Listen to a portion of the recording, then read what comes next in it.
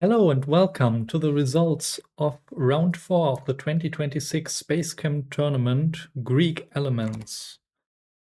In this puzzle, you are given an input of ether, which is actually just oxygen, and you're supposed to create fire, water, air, and earth, represented by these molecules right here. You are given alchemy reactors, which have a lot of bonders, 2 fusion, 2 fission glyphs, and 2 sensors. And the metric was max symbol footprint, which is the maximum over all reactors of the symbol footprints of each reactor, where the symbol footprint is the number of tiles that have any symbol on it. So this right here would be a symbol footprint of 1, and this would be a symbol footprint of 4.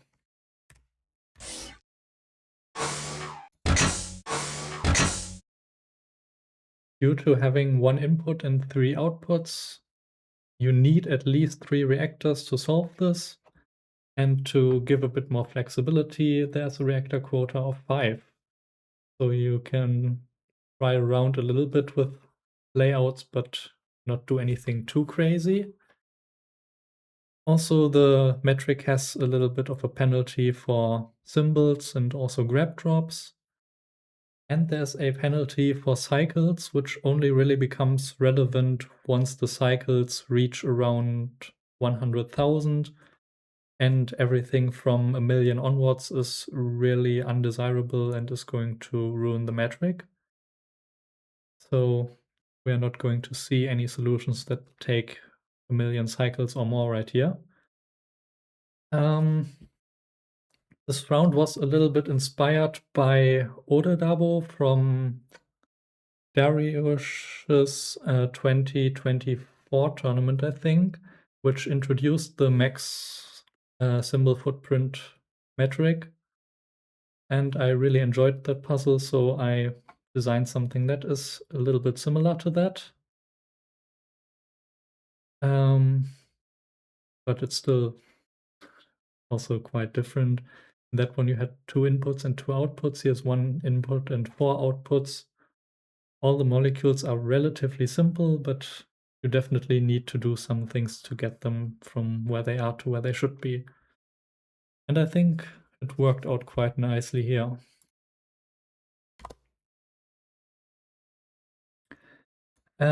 The foreshadowed SpaceChem history lesson will come later. This wasn't it yet, that was just context for this level. Okay, so with that out of the way, we can have a look at the solutions. The first one is by CrazyBot. I can't do this metric lemao. So CrazyBot has a max symbol footprint of 42, which is a nice number, but maybe not ideal for this puzzle. And I also wrote down the symbol footprints of the individual reactors here, but I did that like in the last 10 minutes before the stream started for all the solutions and counted them by hand, so there might be a mistake in there somewhere. I didn't want to load that. I wanted to load this one. So the first reactor is already quite complicated, and according to my notes, it has 38 symbols. It already creates fire from ether and then also creates nitrogen monohydride and sends that onward. How does it do that? Well, the red Waldo right here splits an oxygen atom and fuses what it gets out of it multiple times until it is left with nitrogen here and hydrogen there. And then it can just bond them together and output them at the bottom, while the blue Waldo up there is just taking a single oxygen, doing something with it.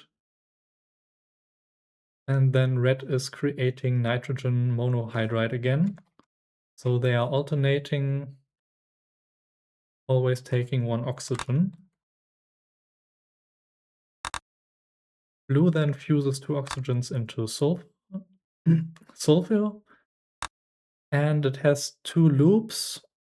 One that goes through twice right here, where it brings the oxygen right here to create sulfur, and one that it goes through 4 times up here, which just attaches 1 oxygen to the sulfur and rotates it by a quarter rotation. And that creates fire, and then there's just a flip-flop counter to detect when it is done.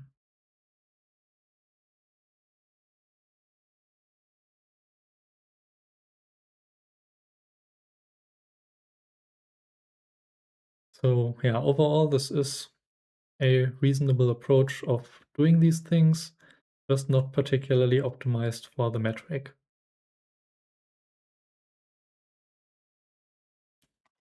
Then in the next reactor, what does it do with this nitrogen monohydride? It creates these intermediate products, which look a little bit weird, but we will see what they're used for later. First of all, it just fuses 1 nitrogen monohydride back into oxygen, and then takes 4 more eventually, fusing the hydrogen into this fusion ball and taking the nitrogen to the side. It always fuses 2 nitrogens right here into silicon, and it uses that for the output of this reactor. And that is done with this grab drop over the fusion glyph. So silicons are here, and the rest of the inputs created magnesium, which can split down into 2 carbons and create whatever this output is. Then the blue Waldo takes 3 inputs, fuses them together, actually bonds them together, and fuses the middle one into oxygen to create this thing.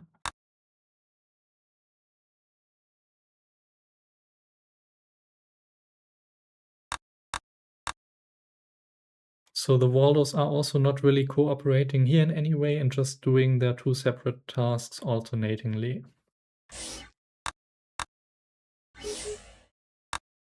Okay, let's see what happens.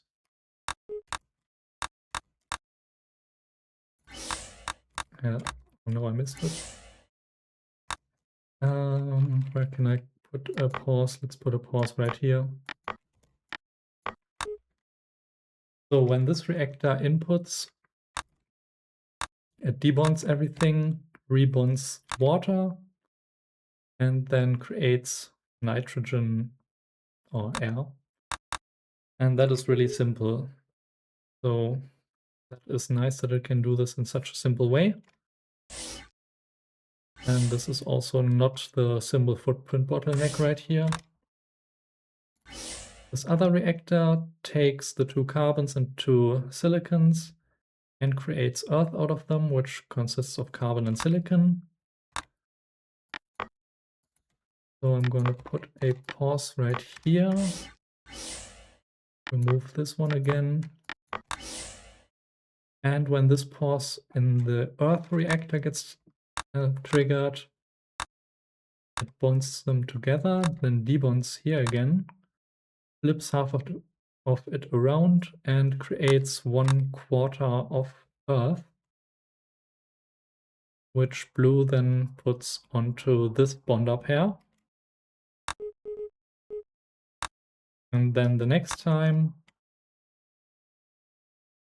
they get bonded together, the sensor detects that it's done with that, and blue stores it over here. And that happens again. And it happens again. And that will finally be the entire output.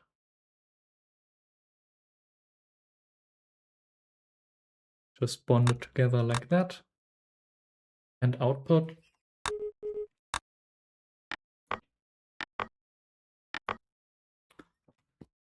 So yeah, this bottleneck right here is the second reactor, which covers most of it with symbols, and that is not ideal. But overall, this entire solution is not particularly optimized for this solution, for this metric. It's still nice that you managed to solve the level though. So let's have a look at the output ratios. So it's reasonably balanced. Only 1 Earth for every 5 or so fires.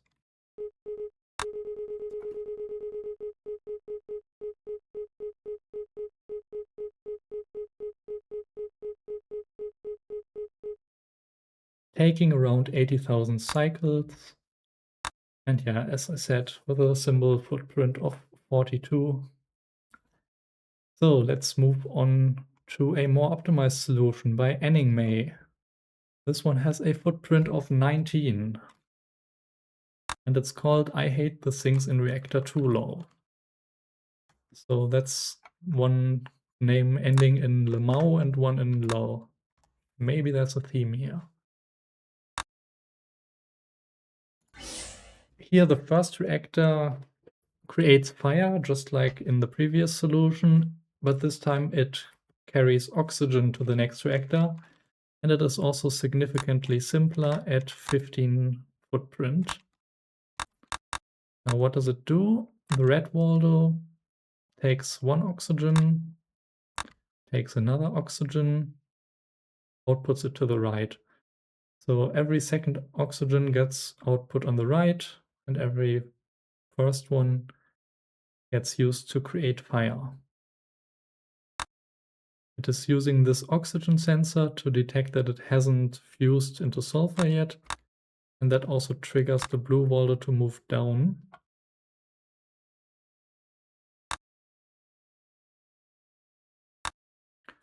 Now it attaches the oxygens one by one, and blue is trapped between these sensors, the sense commands.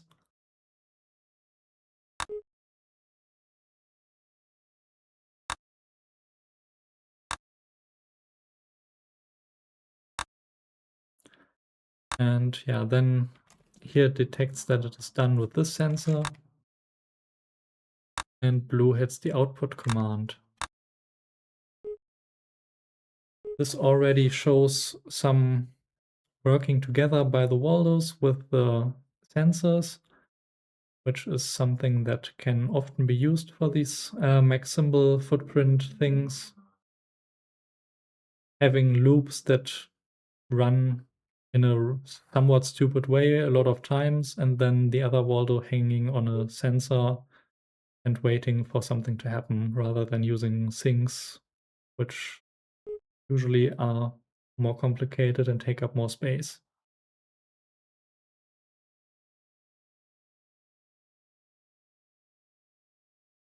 And here that is used to hit this fuse and the output command.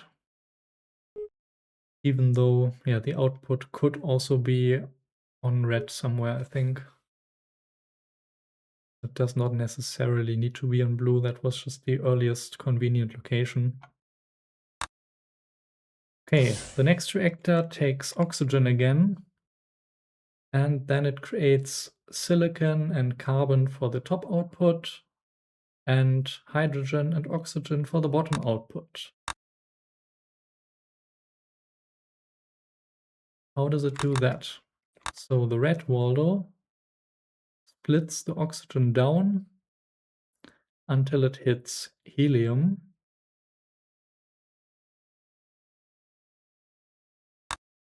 At which point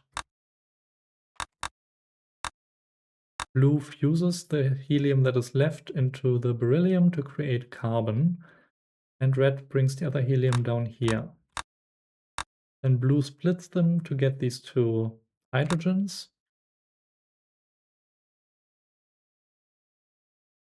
Outputs the hydrogen. And also outputs another oxygen with this 2-count flip-flop, so once it goes over here and once it outputs another oxygen. And then all of that happens again. But this time, this 3-count flip-flop goes into this path. So it goes down here once and then down here twice. And when it goes down here, it inputs an additional oxygen, which it fuses into the carbon to create silicon. So it outputs 1 carbon and then 2 silicons, and then carbon again, 2 silicons, and on like that. And at the bottom, it always outputs 2 hydrogens followed by 1 oxygen.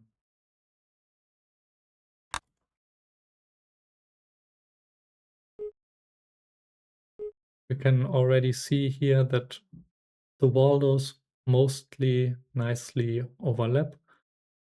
Because the red Waldo has these 2 symbols where no blue symbol is.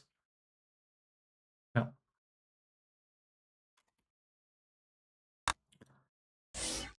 Then the bottom one actually goes up here to make water.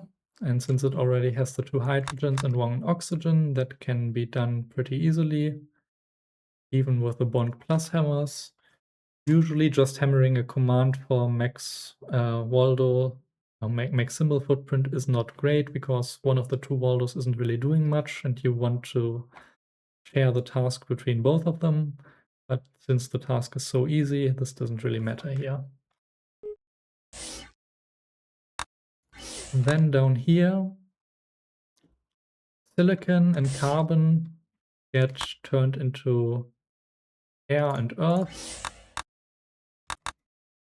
So the first carbon, actually the carbon and the first silicon get bonded together here, and then the second silicon gets moved to the right, split into the 2 nitrogens, which become air.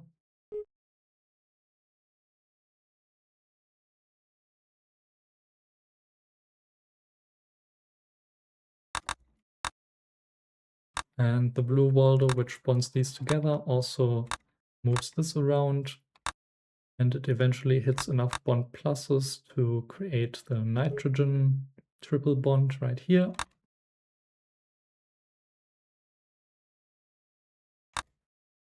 And then the blind grab detects that the stick is at a length of 4. This grab up here does not do anything, so you could have saved a symbol. And it outputs the stick.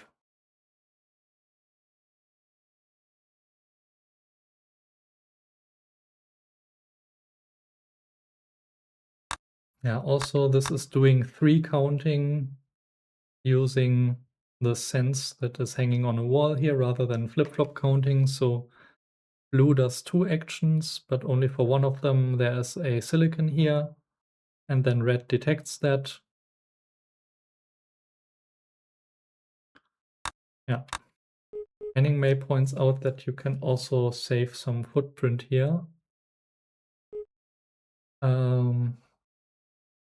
Not quite sure where at the moment, but yeah. Flip-flop is unnecessary. But even then you still need an arrow, so that wouldn't save any footprint. Yeah, okay, that seems unnecessary. So there are some symbols to be saved here, but not really. Actually, like that. This is how you can save 1 footprint.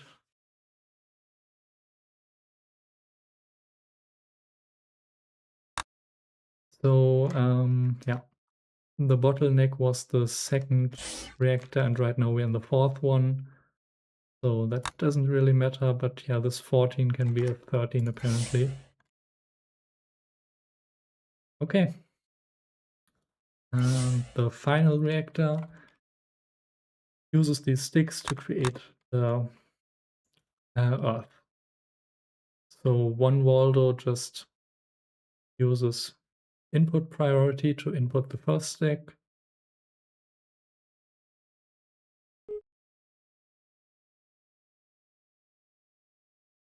Eventually it rotates it around and just places it right there. And then it sits on a sink, and these might be the sinks that the name was talking about. I need to read that again. Then the other wall does not do the rotate, so they sit in an alternating way, just like you need for the output. The next one gets rotated again. And then it just gets bonded together and output using a blind grab right here.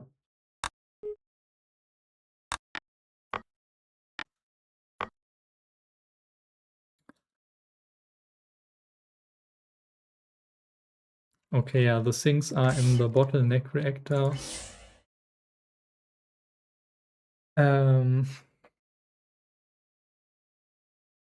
Okay. Wait, where are the sinks?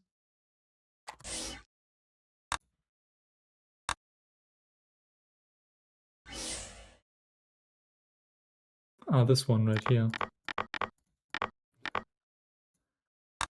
Okay. Without those, the solution crashes at 4,900 cycles, according to Anime.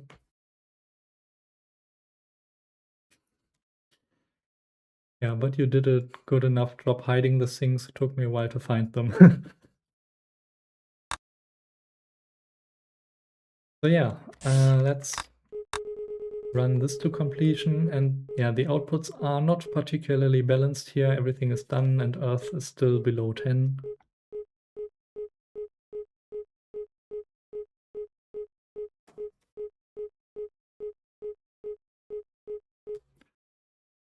Overall, it's still under 100,000 cycles, so it's all fine. Not too much of an impact on the score. Okay, after 19 footprint, let's have a look at the next solution by Zabokar, called Hammer Time, and has a max symbol footprint of 15. First reactor once again creates fire, but it also creates some interesting things for the next reactor. So this uses 15 symbols right here. And blue just hammers on bond plus, which usually is not really ideal for symbol footprint. And then red, the first time, creates a stick of 3 oxygen, so ozone. And it does that again, but hits a fuse there to create sulfur. And bonds in those 2 places to create sulfur with 3 oxygens. And it goes through here again, creating ozone. And on the 4th time around, it actually goes to the left here, creating the fire.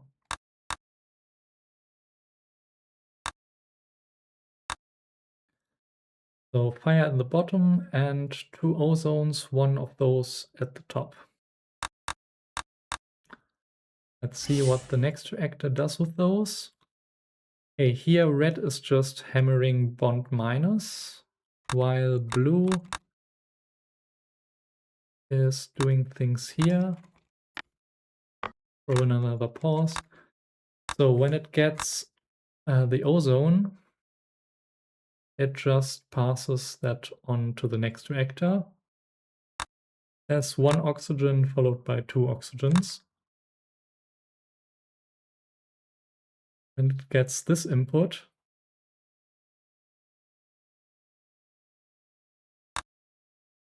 it outputs the oxygens and sulfur just individually. So here it always outputs 1 of those and then 1 of those, and here it outputs 1 oxygen, then 1 sulfur, and then 2 more oxygens, and then repeats that. Let's have a look at what happens with these oxygens. They get turned into water and air. We don't need this pause anymore. Is there a nice place for pause here? Looks like it. So when there's an oxygen, Red just runs on a stupid loop and blue does more complicated things. So red splits again, fuses here, and then eventually it creates nitrogen and leaves hydrogen behind, which gets detected by these nitrogen sensors. So red sends this nitrogen over here and blue takes the hydrogen. Now there's this pair of oxygens, which red just extracts the nitrogen from again. And when it is done, there is one oxygen left with two hydrogens, which blue bonds together. Also, it hits enough bond pluses around here for this nitrogen to get a triple bond.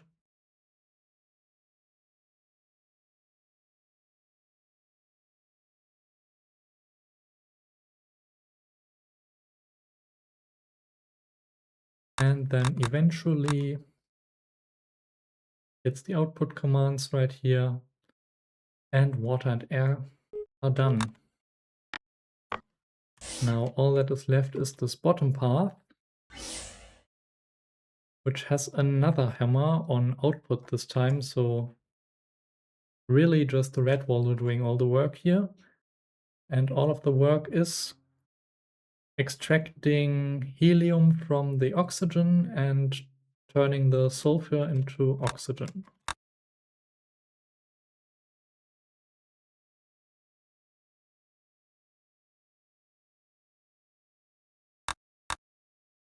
So when it gets an oxygen, it drops it on the splitter, splits it once, picks up the right side, splits again, outputs, drops that again, splits it, and eventually outputs that.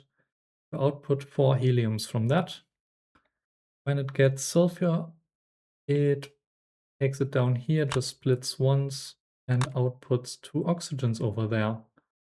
So that's a pretty nice loop right here to handle both the oxygen and sulfur and create these outputs from them.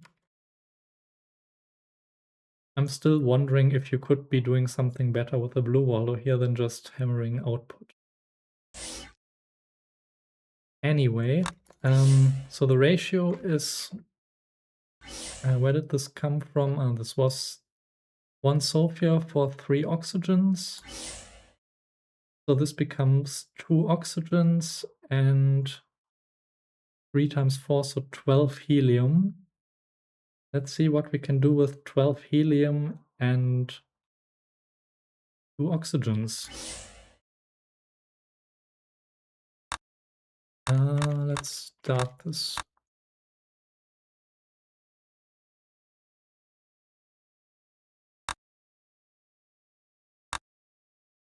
Okay, Saboka says that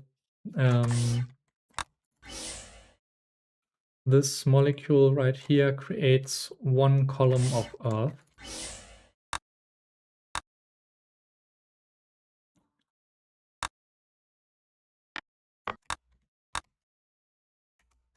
So when there is helium, red moves it onto the fusion laser,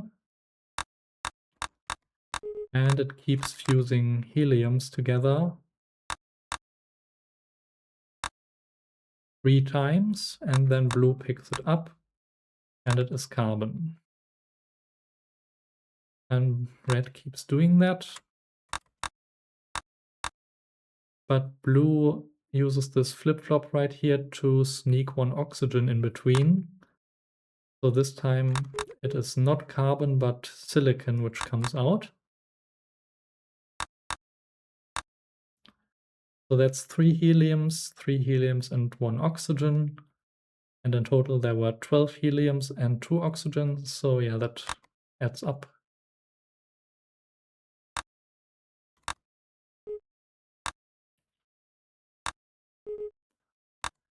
It builds the stick like that. And then it detects that the stick is done using the carbon sensor.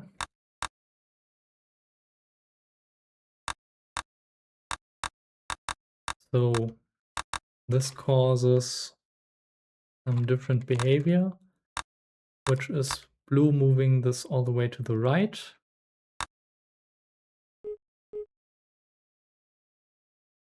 And also red creating one input that uses another oxygen.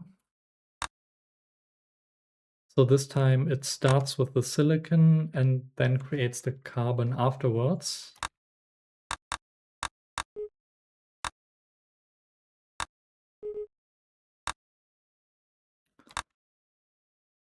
And it keeps running through like that.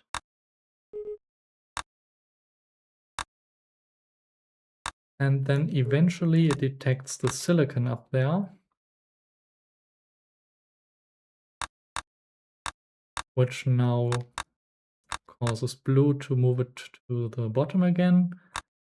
And this time red just moves over here and hits output once.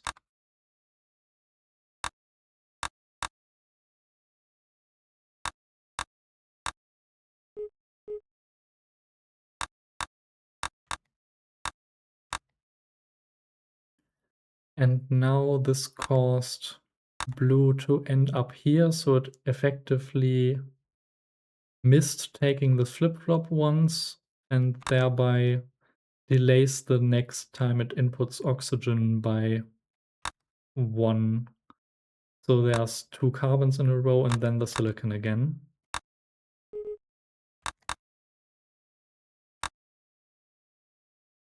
So yeah, every time the sensor right here gets triggered, blue misses hitting this flip-flop once, and half of the time red compensates for that by hitting this input over here. So in total, still every second atom is silicon, every other is carbon, and the checkerboard pattern gets created like that. That's not trivial to understand, but I think it makes sense.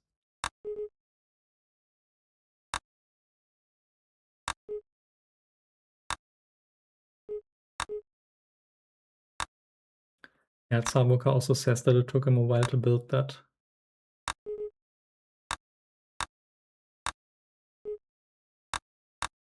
Now, when the output is done, blue moves it down there again, and this time it stays on a silicon sensor. So red will detect that soon and output. Yeah, and that is how Earth gets created. And in terms of symbol footprints, the first and last are the bottlenecks. And yeah, this one is pretty dense. I'm not seeing any obvious symbol footprint savings there. And this one might be easier to save some symbol footprint by using the blue Waldo to do some more things. Yeah.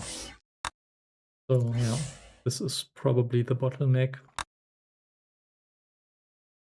Now let's get rid of the pause actually, and run this.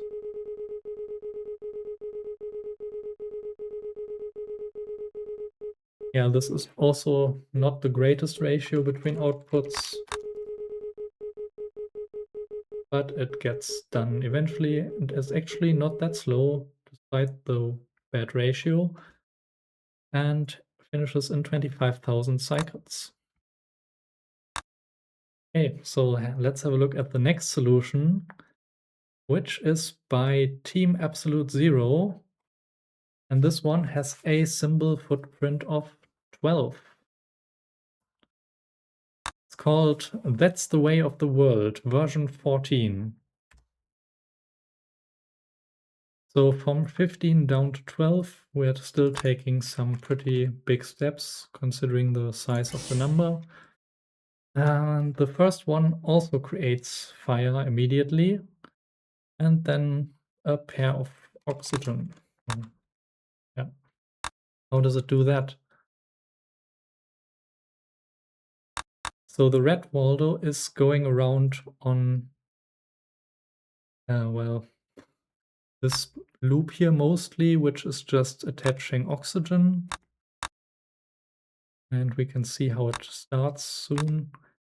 But then it also attaches 2 oxygens when it is done and outputs those at the top, which without ever going near this output zone, which is pretty interesting. So let's have a look at the full cycle. In the beginning, this sensor does not trigger.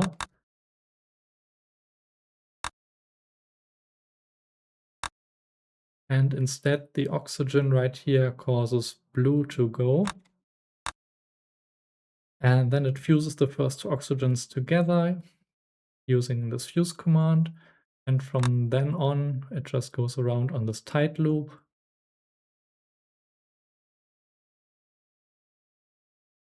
And it actually avoids this sensor right here until now, where blue triggers again. The fuse is now hit in such a way that it doesn't fuse anything. And they cooperate to create these extra 2 oxygens right here. So this is pretty neat.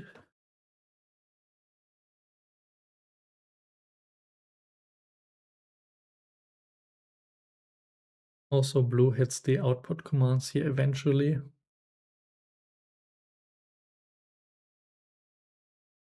And it also hits this bond minus just in time because, yeah, red bond plus quite often.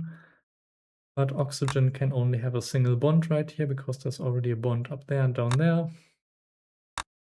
So a single bond minus is needed. And that just works out. Hey, let's have a look at what it's doing with these 2 oxygens then. And it is immediately creating water from it and passing on helium.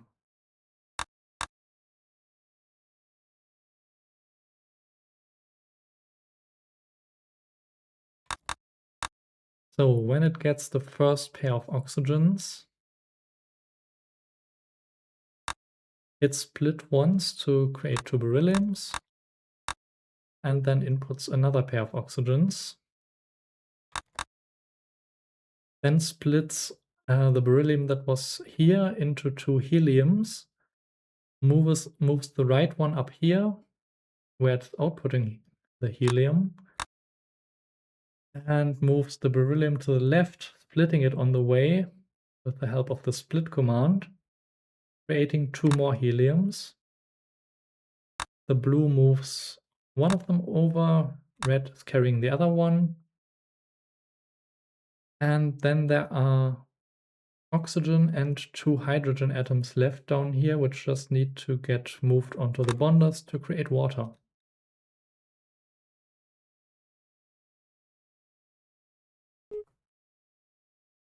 Yeah, it's pretty nice how the 2 Walders interact here, and instead of any sinks, there is this sensor on blue detecting when there's helium.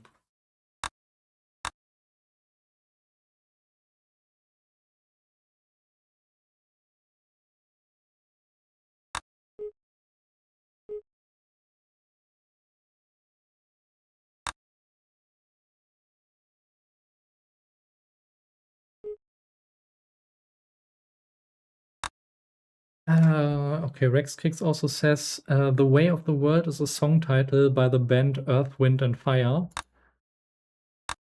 So that's how you chose the name, okay. That really matches the theme of the level, that's nice. And you say that the wall flip-flop on red right here is important to match the parity. Yeah, because there's this rotate, I guess, which triggers only on the way right, but not on the way back.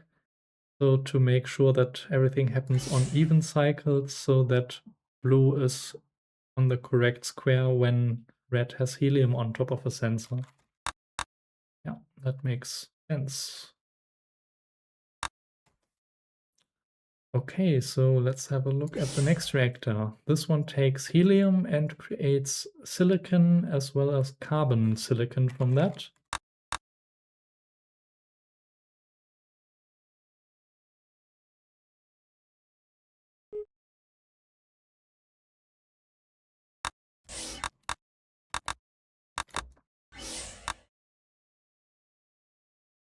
Okay, blue is going back and forth, just fusing and hitting output commands. So every second cycle it hits fuse and just hammers on output whenever.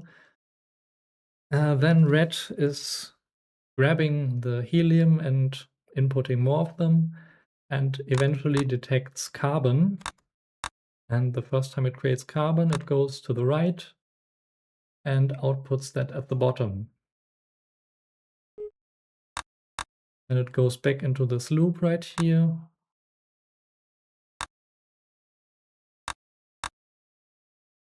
It creates carbon again. This time it moves to the left though, which puts it back into this loop. So it will keep going until silicon.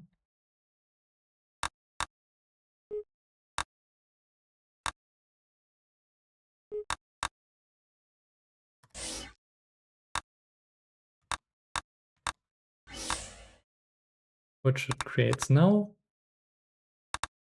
And when it gets here, it has a flip-flop which sends it down at first.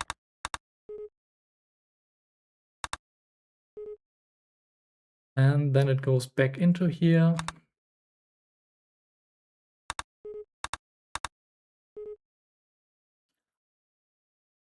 And it creates another silicon which now goes up. And only when it comes from the top path does it actually create carbon, whereas when it comes from the bottom path, then it creates silicon. So that's how it creates silicon, carbon, and silicon, and that's just what all of these flip-flops here do. Once again, the parity on blue's fuses is necessary for it to be able to also do the output commands, and that saved some footprint.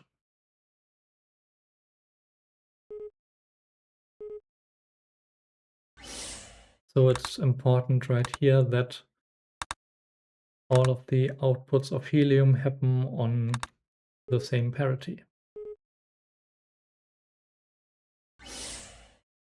Yeah, this apparently was a fuse hammer in the past, but putting the output commands on there made it better. So the parity of the helium was important.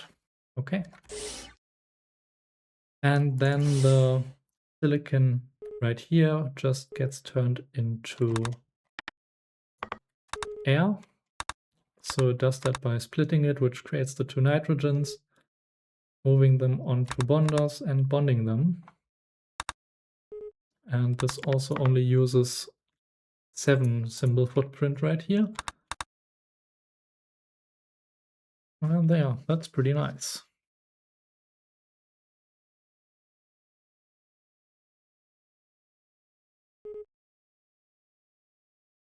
This is really not that complicated, so let's go to the different one. And this one is pretty interesting, how it creates Earth. Let's put a pause here.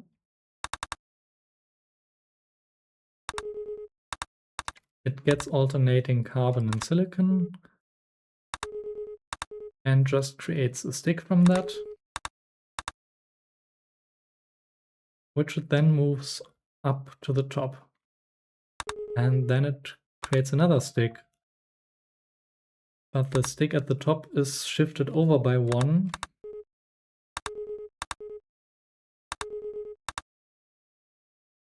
So that it creates this shape, which already has the checkerboard of silicon and carbon. It's just sticking out on the sides. So that is what blue is doing now, or what the walls are doing together. Detaching the silicon over there and moving it around like that,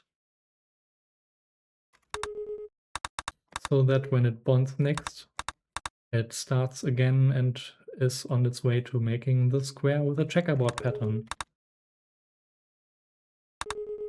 So that is a pretty clever way to create this 4x4 with a checkerboard pattern.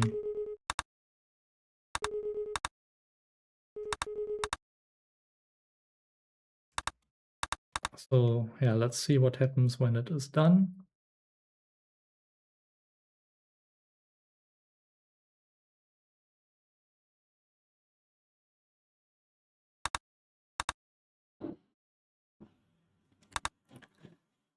So it hits this carbon sensor right here to let blue go again. And this is a grab drop, so it grabs it again and then sends it to the output. Very nice.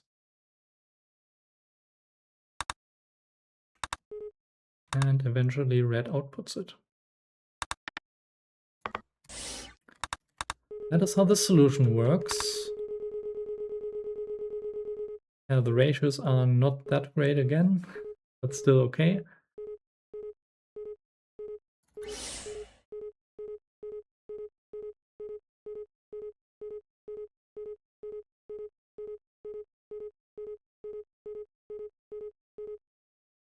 $105,000 cycles, and yeah, the bottleneck really are the first 3 reactors. So you would have to improve all of these to get any lower.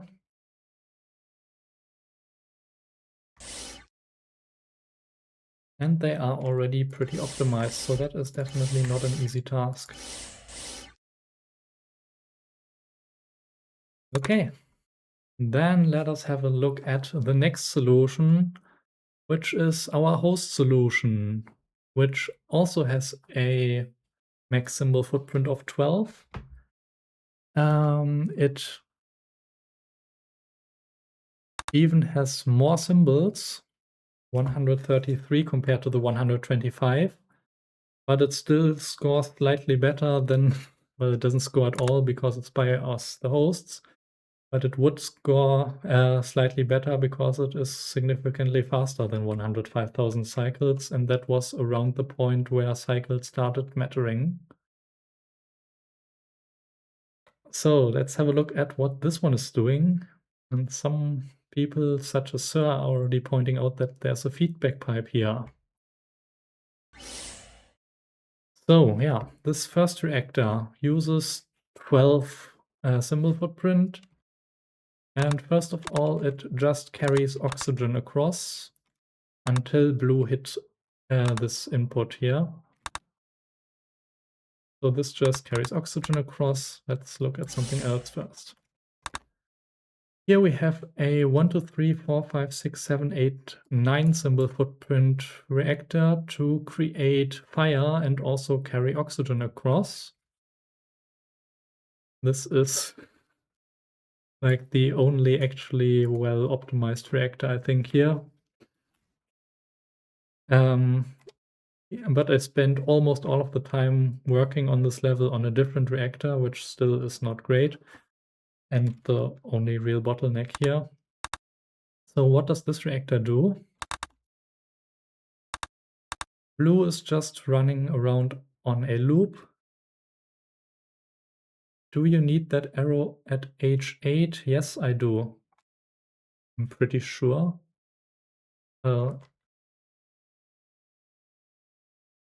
Now that you say it, we can try it out without it. Let's just see how it works first.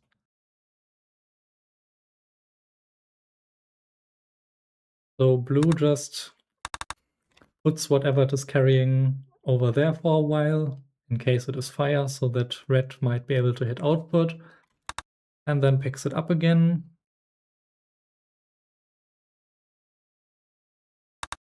And now there are 2 consecutive oxygens over the sensor, which cause red to start going. And yeah, hit fuse, which doesn't do anything, and output, which doesn't do anything. And also whenever red goes, it also takes an input and carries it around to the omega output zone.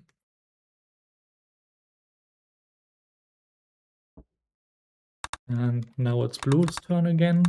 There's once again 2 consecutive oxygens, so red starts going, hits the fuse to create sulfur, and carries 1 oxygen over.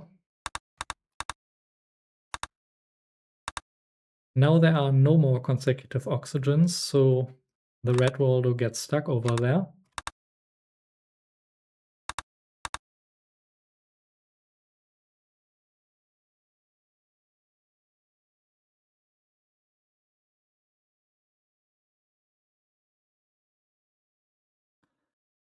Let's wait a little bit for the next oxygen. And now it places it down there. The 4th oxygen here gets sensed, and now red once again goes and hits output before blue can grab that again, and carries a 3rd oxygen around. So this outputs 3 oxygens down here for every fire that gets created. And we can try it without this arrow.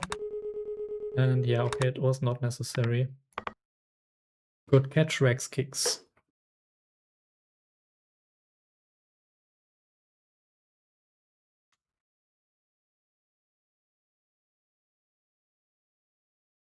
Oh, H8 you actually said. Oh yeah, both of these are useless. Well,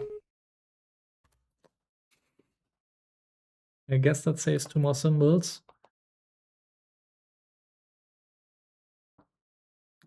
Yeah, let's keep going. So we have oxygen still. And this reactor creates water out of that and outputs lithium to the bottom. How does it do that?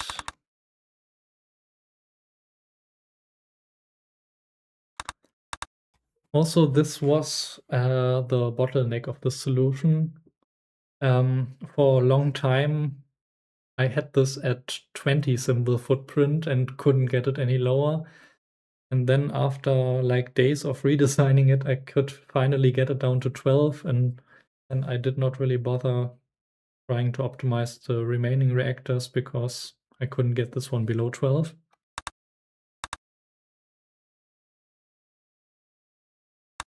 So probably a better algorithm would not include this reactor, or someone is able to optimize this more than I am. Okay, so oxygen gets split into 2 berylliums. And blue goes around on its loop right here. It splits off another helium, fuses those together, and creates carbon, which it puts over there. And it splits again. Now there's hydrogens, which get detected by both of these sensors. Red outputs the lithium, and blue is now sitting here waiting for another hydrogen on a sensor. Red goes over there, takes another oxygen to start building water, and that puts the hydrogen on the sensor to make blue keep going, sending its hydrogen over there and finishing the water.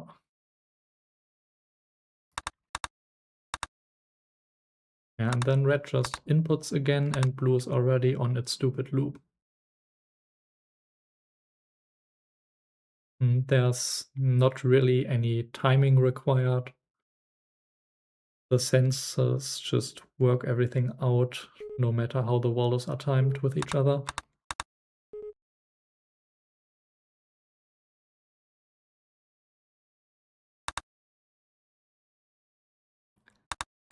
Okay, so there's water here and then lithium. Why do we need lithium? Well, that goes back through a feedback pipe into the first reactor.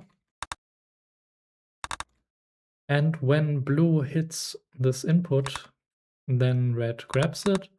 And instead of carrying oxygen across, it fuses what it's holding into the oxygen.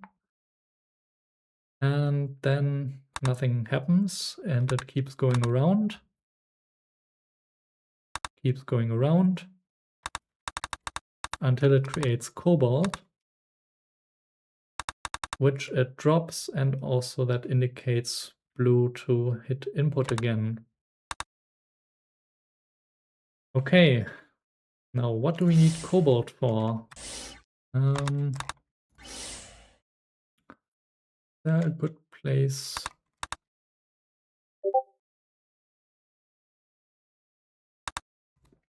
I think I can put a pause here.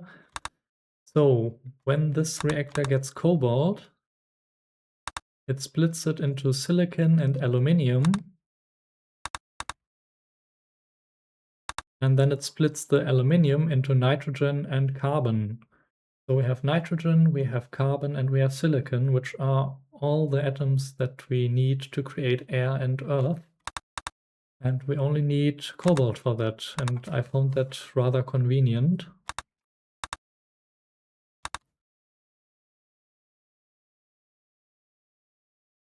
So it picks up the carbon there and bonds that together.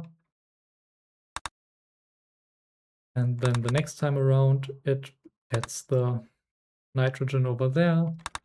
Also just randomly hits bond pluses along its way. So the triple bond gets created. And then it detects that the stick is done with the silicon sensor and outputs both outputs.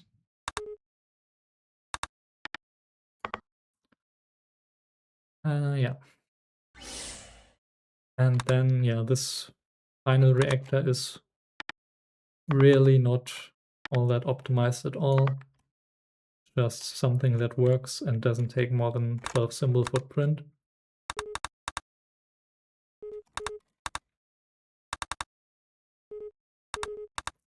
It just takes these sticks, rotates them in the correct direction by alternating between the two Waldos, and then creates Earth from that, detecting when it's done with a sensor, and that's that.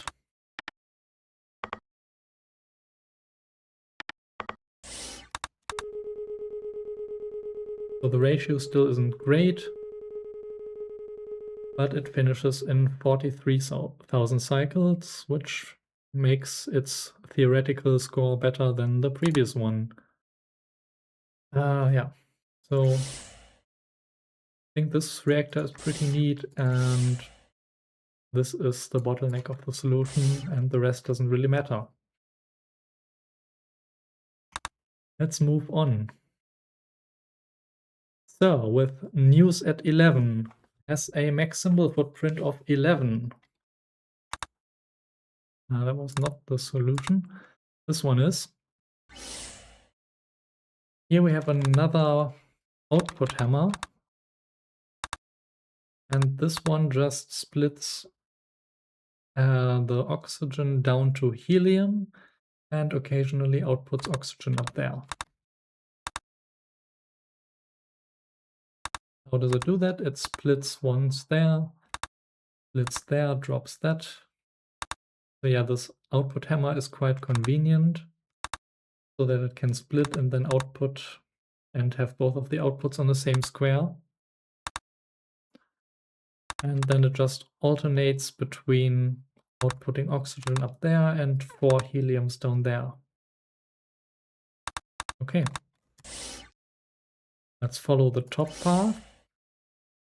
Here it takes oxygen and creates fire and carries through the oxygen, and this uses 11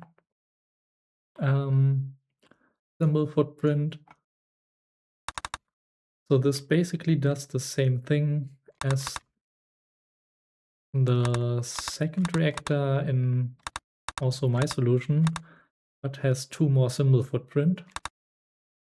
Let's see how this one works. First of all, it fuses the sulfur.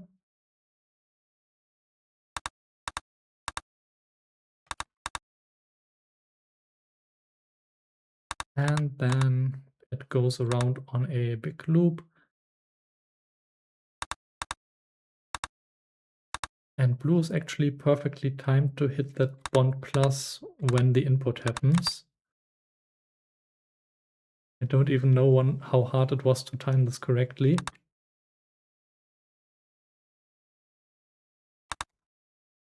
So Sir says blue is on a 30 cycle loop to time the bond plus properly, since previous reactors on a 60 loop for outputting oxygen. Okay. Actually, this is a 20 cycle loop now. 30 was a previous solution.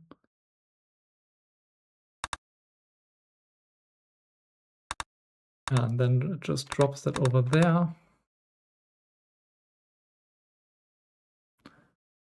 So there's this designated path right here to create the sulfur.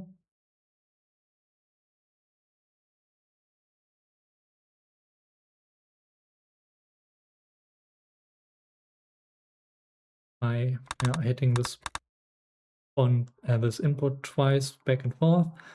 And this input up here is to input one oxygen that gets carried by blue to the lower output.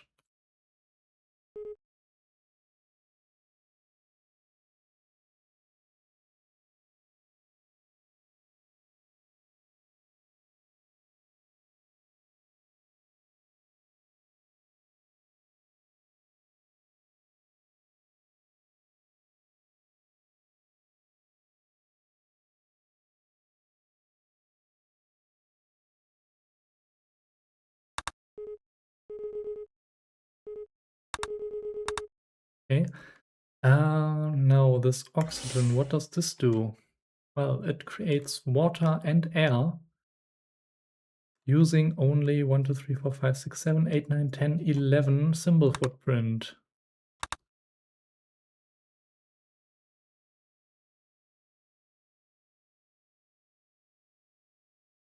So let's increase that symbol footprint a little bit. So it splits the oxygen, gets beryllium out of it, and then goes through this loop, which we have seen before, just stretched out now, and this creates nitrogen. Blue also detects that nitrogen and grabs the hydrogen. And now it's going around in a loop up here.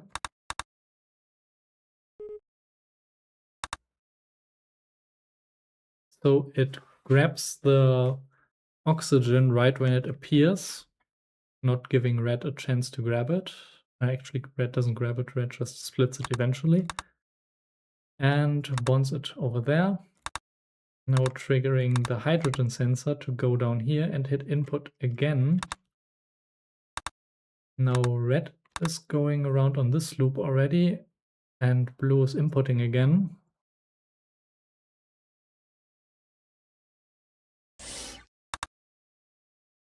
When does that happen?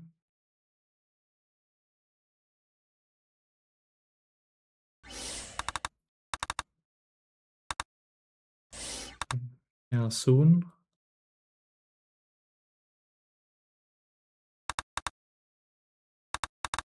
There it is.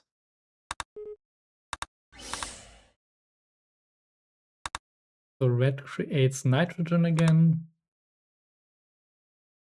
bonds those together. Blue grabs the hydrogen, bonds that. Now the water is done, then air is done. Everything gets output and it resets.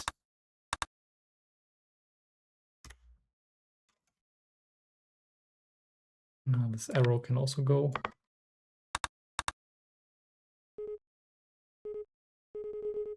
Okay, so that's how this works. And let's follow the lower path. This one takes in helium and creates one of these sticks we've seen many times before.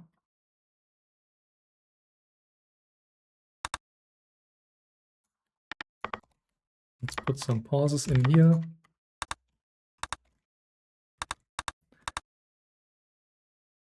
At a good point for a pause, I'm not sure. So red is responsible for creating carbon, and when it does that, it just drops it over there, and blue starts going. And then blue does the same thing, but for silicon.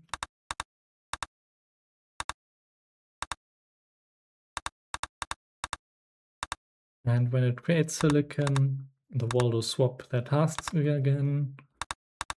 And then there's this carbon sensor, which detects when the stick is done to output it. Okay. And this is pretty straightforward.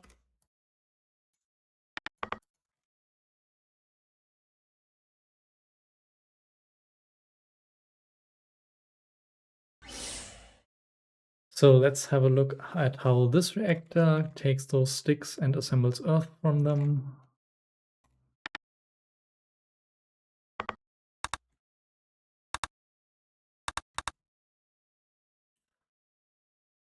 So red does this.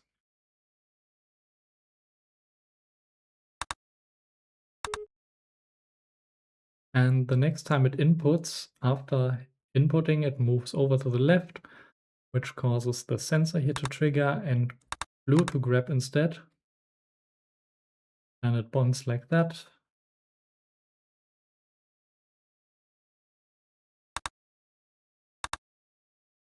Next time red bonds again. And then blue. It detects that it's done with the sensor, drops it down there, and then one of the Waldos hits an output here at some point. So yeah, this is also not that complicated.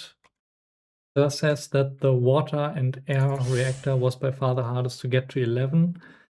The rest all had some flags, just a little too much work being done that should be more distributed. Yeah, creating water and air from just pure oxygen is a pretty complicated task, and impressive that you managed to get this down to 11.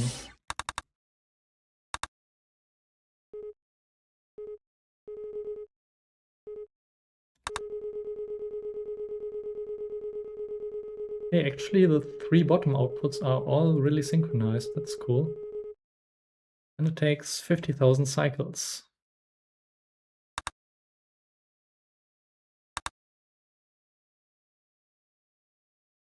Yeah, nice. Next is alliterative allies,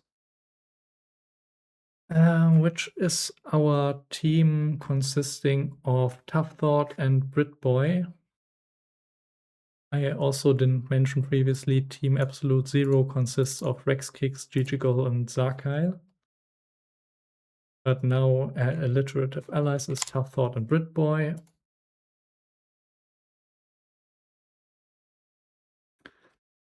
This one has also 11 max symbol footprint, and it's called Max Footprint 11. Okay. And it has some unbalanced loopback pipe, which is really long. Yeah, that's not great to see. Not a clean solution. But there was no running forever requirement, so it's perfectly legit to do that. Yeah, this reactor also creates fire from ether and outputs more ether to the next reactor. So yeah, this reactor is quite common, and this one has a symbol footprint of 11. So still nobody is near the 9 symbols I got that down to. I'm a little bit proud of that at least, even if the rest of my solution sucked.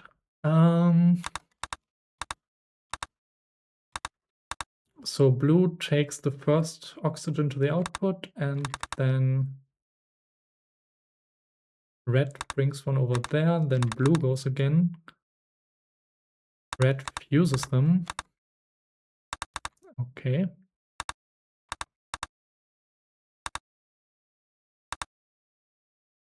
And now that it detects that there's oxygen next to it, it does not go up to the fuser again.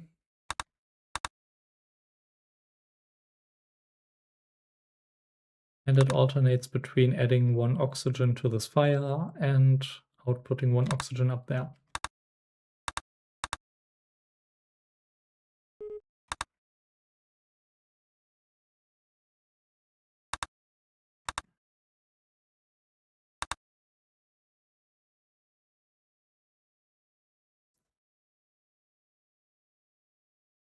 detects being done down here with this sensor. And then it starts its path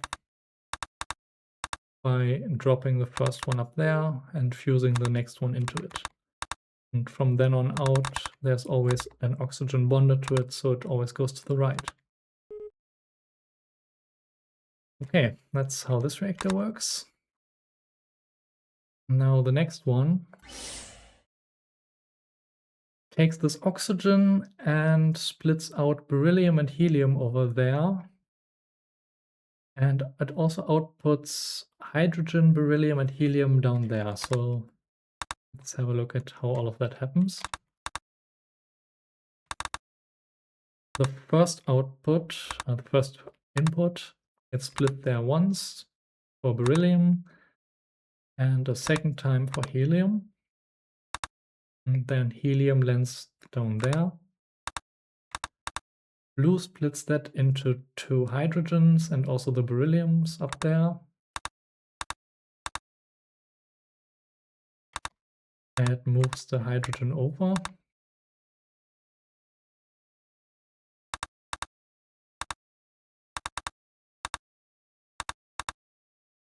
And the next time red does this,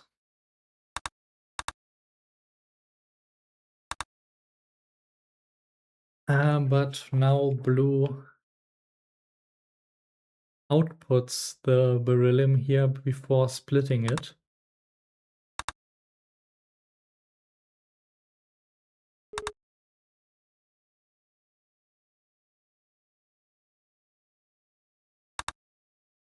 Yeah, and this time blue is faster again, so it outputs before red drops. And then it splits here again. So yeah, the blue Waldo gets desynchronized using this output up here, I think. Yeah, here it stalls for 3 cycles, which causes helium to get output. And the other time it just outputs once and doesn't really stall at all. So it's 2 cycles faster, which causes these hydrogens here. So that means that there will be 2 hydrogens and a beryllium, then helium beryllium, and then back to hydrogens beryllium, helium beryllium. While up here it's beryllium, helium, beryllium, I think. Let's look at that again. Definitely some weird ratios going on here between all of these different output atoms. Yeah, okay, that's correct. Okay. Okay, then let's follow what happens here.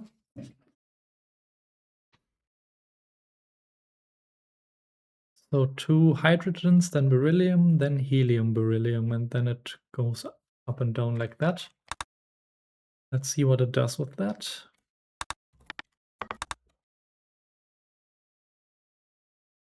When it starts inputting things, it inputs the 2 hydrogens and the beryllium,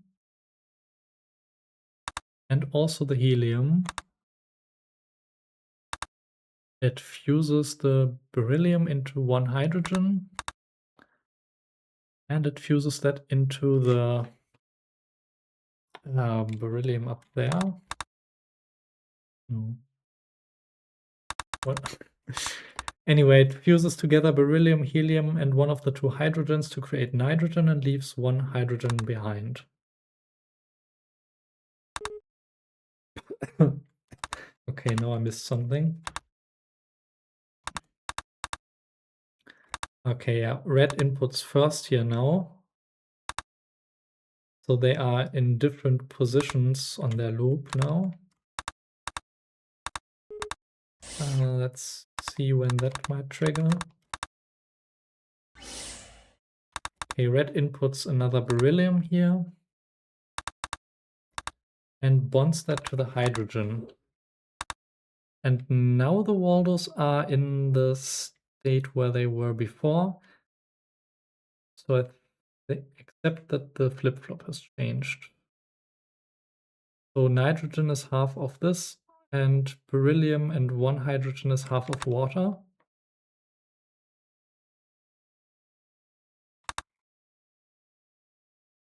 So it inputs beryllium, 2 hydrogens, and also 1 helium here again, while dropping 1 nitrogen over there and rotating this. Fuses those things together into nitrogen.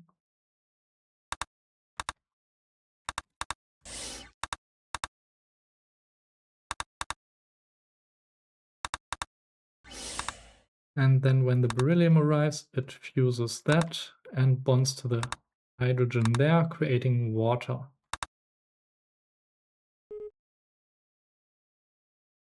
So now it has gone through one full loop of everything that's going on here. And it just needs to output all of these things still. So the water is done and the single bonded nitrogen pair is done. Yeah, this is definitely some tricky stuff going on here. And then it sends the 2 nitrogens through this rather long pipe, and let's see what happens with that later. First of all, we follow this pipe, which was beryllium, helium, beryllium, repeating like that. I think we can put some pauses here and see if I have any pauses anywhere else. Yes, I do. So let's get rid of this one. So beryllium, helium. That just makes carbon like that.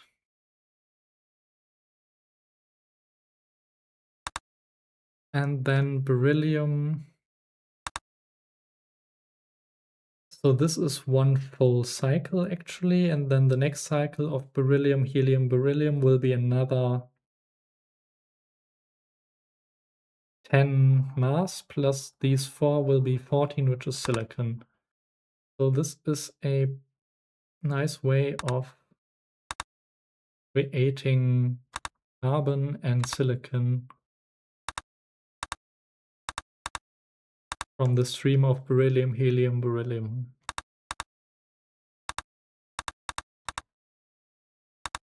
Then the silicon is done, it bonds that together, there's a blind grab.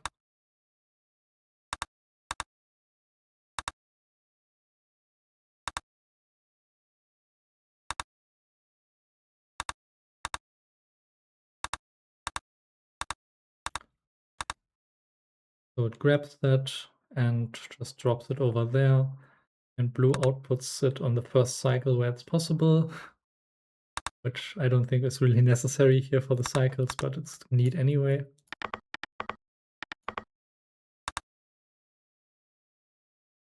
So yeah, that is how one of these sticks gets created. And then this reactor builds earth from these sticks and also fixes the bonds on the nitrogen to turn it into air.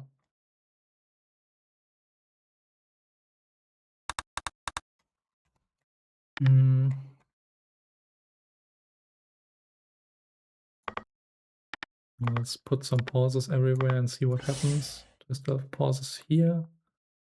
No. So the first stick arrives, red grabs it and rotates it around. And it inputs another stick, bonds them together.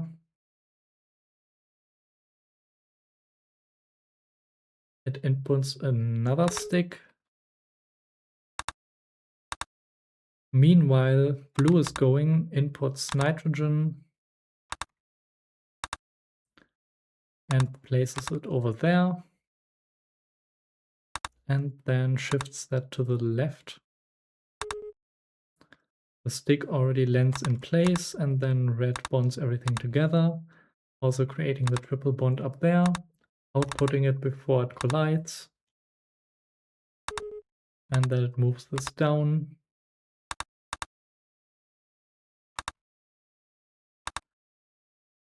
This time blue detects that the molecule is done with the sensor, so it doesn't grab, instead it outputs.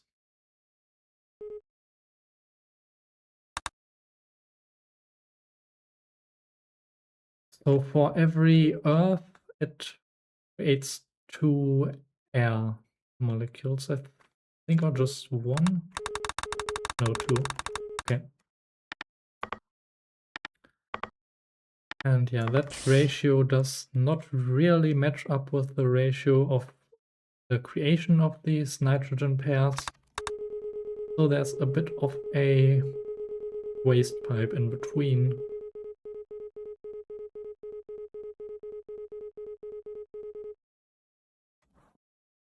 Yeah, it takes 36,000 cycles. So compared to the previous solution, they both had a symbol footprint of 11. They both have 133 symbols, so they're exactly tied on symbols.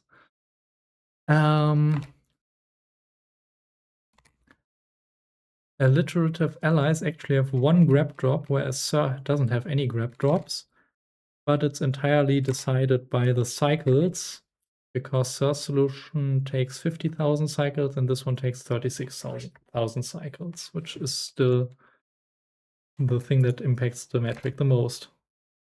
Yeah.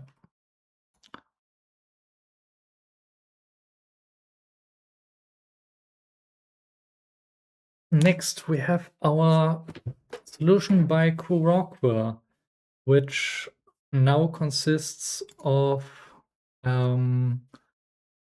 Brokios and Davichi after IEEE just left this team due to not having time to play SpaceChem right now. And apparently Davichi has also been missing for some time, so not sure what is really happening with that team at the moment, but Brokios is looking for new people to team up with. So yeah, this was just made by Brokios last night, as he usually does his solution in the last night before the deadline. And considering that it is in a pretty good place, namely in 2nd place. And it also has a footprint of 11, and he also just sent me some notes to read. I think I'll go through the solution first and then read the notes. I can already copy them to a more convenient place.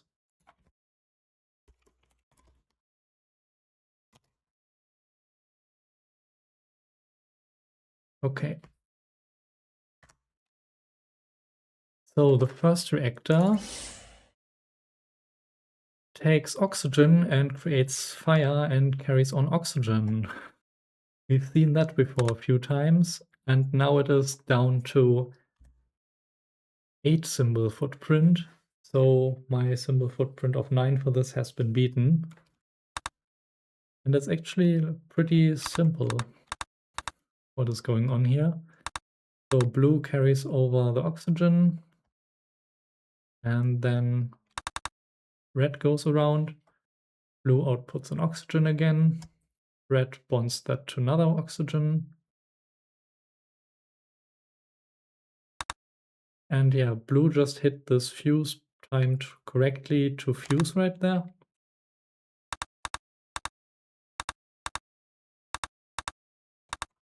And then it never hits that fuse again when red is on that.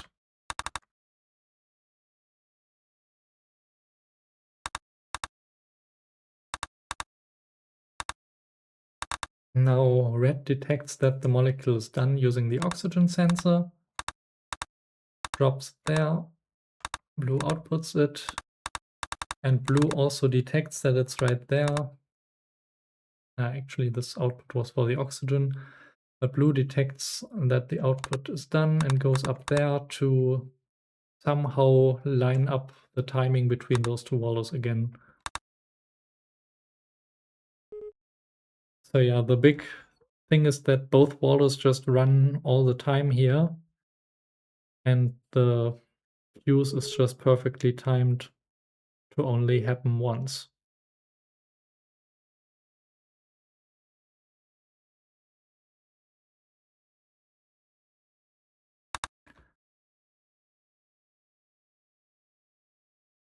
Okay, Big Mango Head is typing. I'm gonna wait for that. Oh, yeah, just very clean first reactor. Yeah. Actually not first reactor, but fire reactor. Then the next one splits oxygen down to beryllium and outputs more oxygen to the other output. I also think we've seen this exact reactor in some other solution before. Well, exact in terms of inputs and outputs, maybe not the positions of them. So yeah, blue just splits that once and outputs it. And red is on a counter with these sensors right here and takes an oxygen and brings it to the top. So for every 4 berylliums, there's 1 oxygen up there.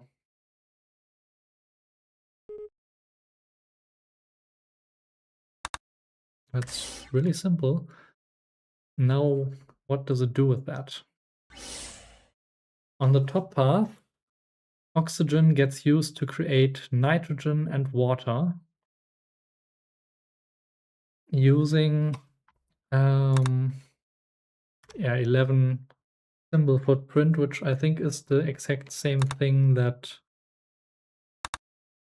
Sir was doing right here, just reactor looks quite a bit different.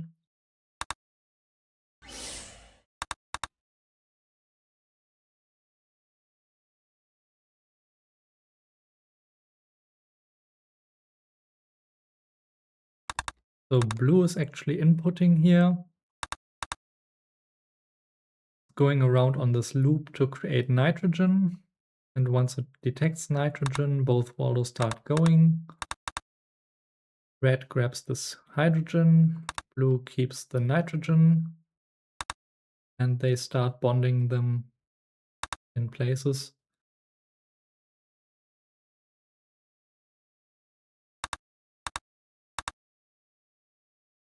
Now the next time blue inputs, actually red input right here because it was just sitting there waiting to input 1 oxygen to create this OH. But now it detects the hydrogen there and goes back onto this sensor. And blue is now inputting again. So it does the same thing it did in the start, splitting the oxygen into nitrogen and hydrogen, bonding those. So the water is done, then air needs some more bonds, but it's going back and forth over those bonds. Red is sensing the oxygen, so it doesn't go here to input another oxygen, but instead goes up there to hit the output commands and then going back sitting on that sensor. Okay, now what is happening down here? This is just a stream of berylliums. And then the annotations are CC, SI, SI, CC, SI, SI.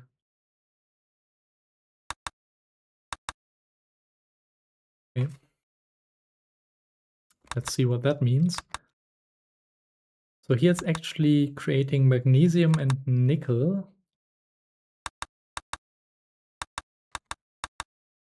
So magnesium is just 4 berylliums. And that splits into 2 carbons like that.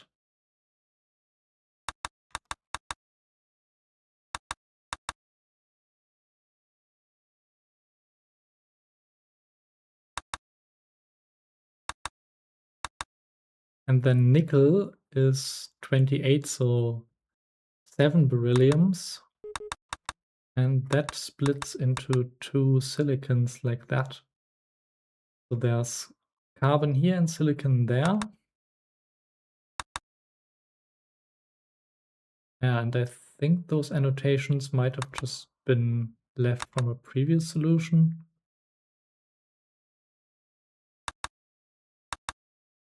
I don't think they apply to what is going on up there.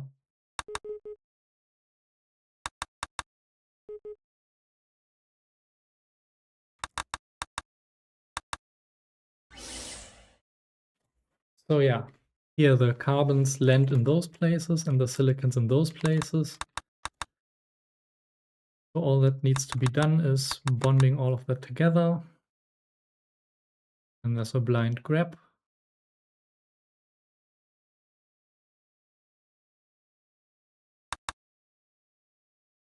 Let's actually put a pause here.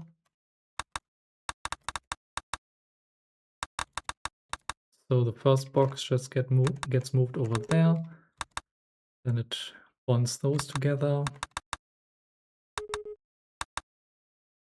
And it attaches this over here.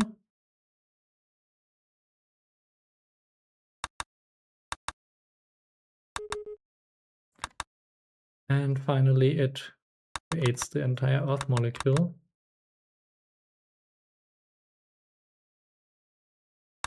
And this time red grabs it with a blind grab over there and carries it to the output zone. So blue doesn't grab it this time. Yeah, that's a really nice way of creating this output by having 1/4 of it basically already assembled in the previous reactor, just needing to bond it together.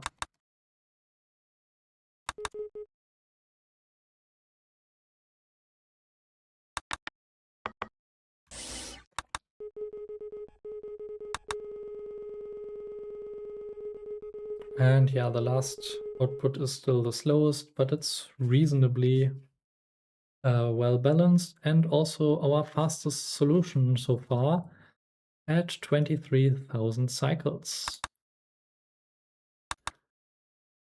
And yeah, as you can see, only 2 reactors are actually at the max symbol footprint of 11.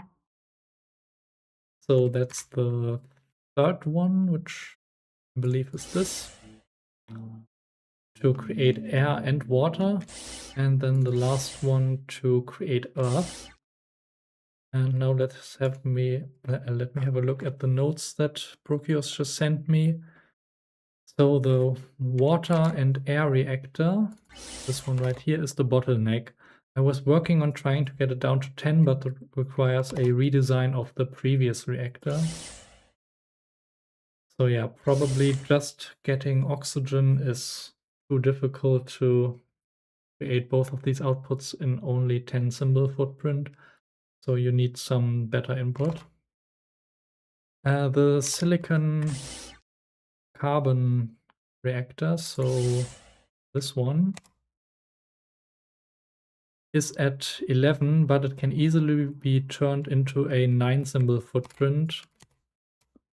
I just haven't uploaded that version. So this is not the bottleneck at all.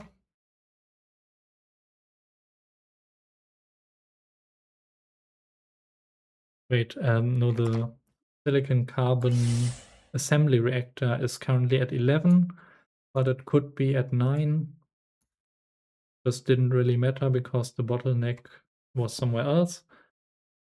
And this one is currently at 10, and this would be the next bottleneck if you managed to get the water and air reactor any lower. Okay. So that's the notes that Prokios sent me.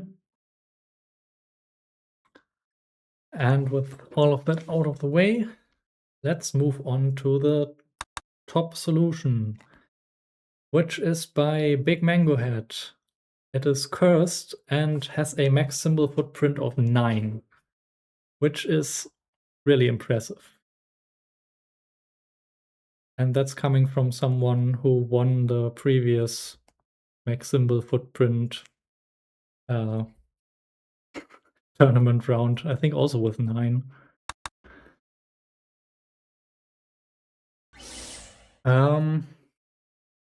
Yeah. First reactor. What is it doing? It creates beryllium, carbon, and silicon. So carbon and silicon is all what you need for Earth, and then beryllium is maybe more convenient than oxygen to work with for the other stuff.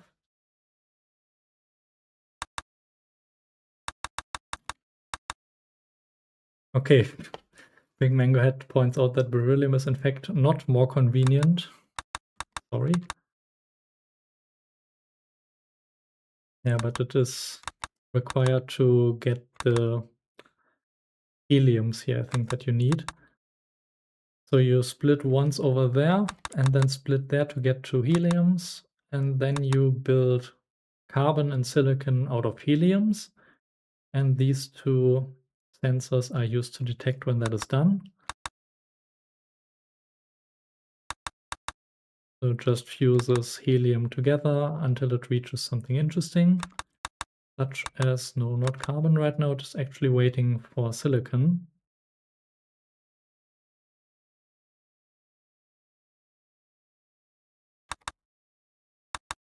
So one more.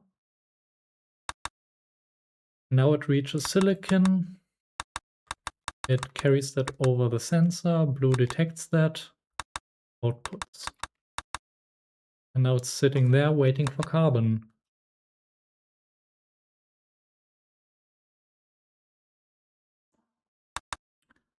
And there's the carbon. And that gets put onto the sensor. And it outputs that.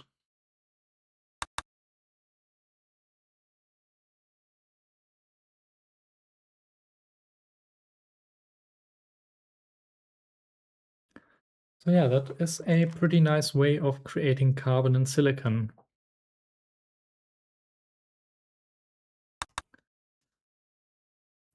I'm wondering if it might also be possible to, instead of bouncing back over the sensor with the grab drop and everything, to not use sensors here, but maybe use a sink and then count number of sinks with a flip-flop, but that's really tough with only 9 symbol footprint, so maybe this is really the only way of doing it like this. Well, anyway, let's leave the best for last and look at this reactor next. It gets beryllium over here. In the top, we'll get to that later. And it outputs oxygen over there. So both Waldos are just hammering on their input commands for now. And when there is a beryllium,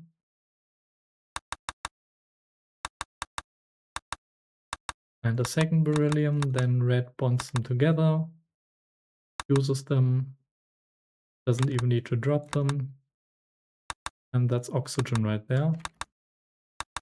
So red is just going around on its loop here, creating oxygen out of this beryllium again. So yeah, this is not more convenient to have beryllium, you really want to have oxygen. Let's see what you do with that oxygen.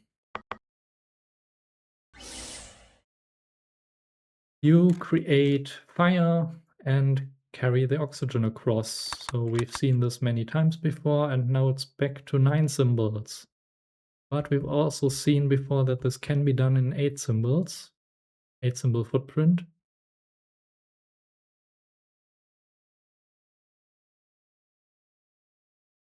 Actually, this one does not get the oxygens that quickly, and the previous one that had a symbol footprint of 8 was timing based. So it might not be that easy, but I'm also not sure. Maybe it's possible, maybe it's not to do that. Yeah, this could also be in the very front since it's just carrying across oxygen. Yeah.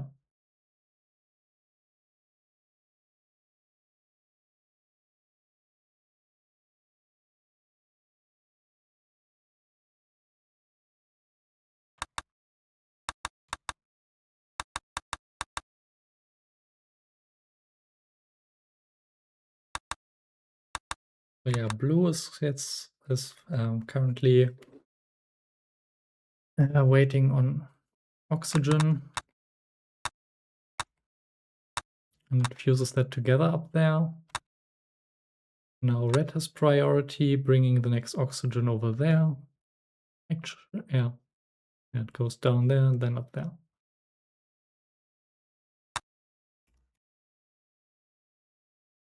Now it's blue's turn again.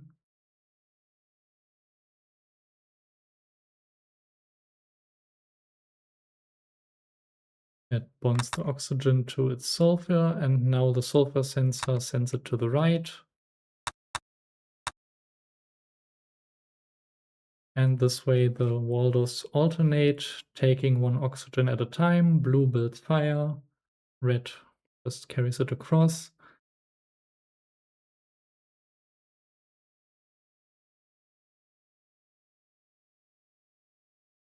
And then when the fire molecule is done, that gets detected with the sensor and it just gets dropped over there.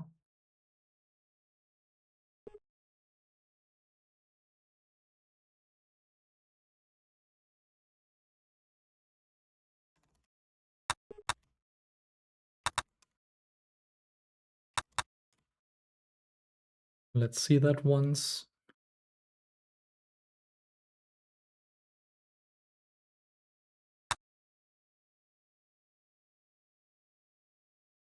And then where's the output omega? Right there. Red just hits that whenever it goes. Okay, that's this reactor. Now the next one takes in oxygen, creates water, and also sends beryllium, helium, and hydrogen into this pipe up there.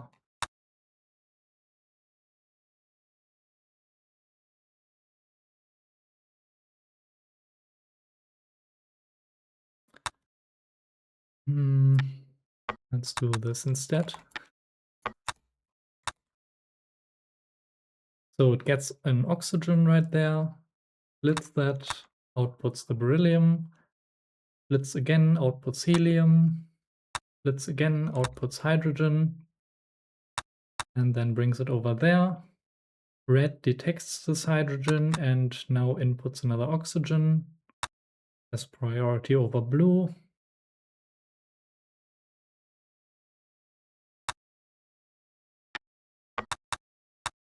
So when it gets that input, it bonds that over there, creating part of water. Now it's sitting here, bouncing back and forth again.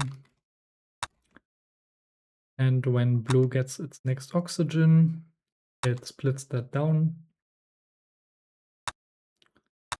This time the timing between the walls does not line up, so red does not go. Blue just finishes the water.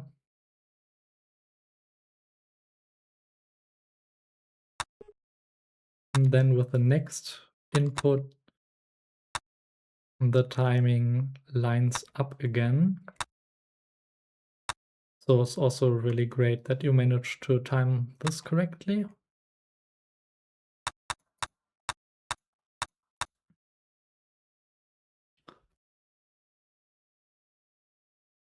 Let's have a look at what happens with this beryllium, helium, and hydrogen.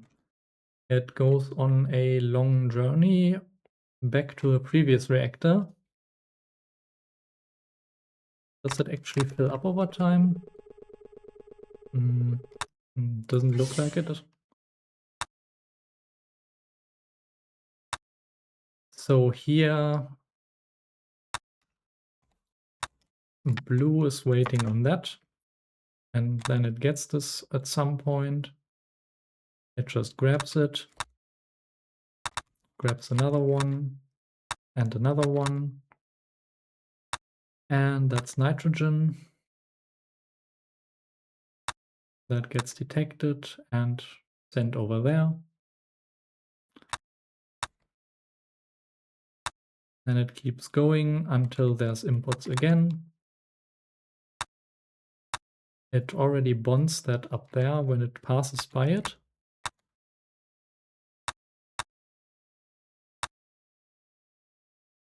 And then it drops it over there. It has already been triple bonded. It's sitting on the sensor now. And red detects it this time. And that means that it can be output.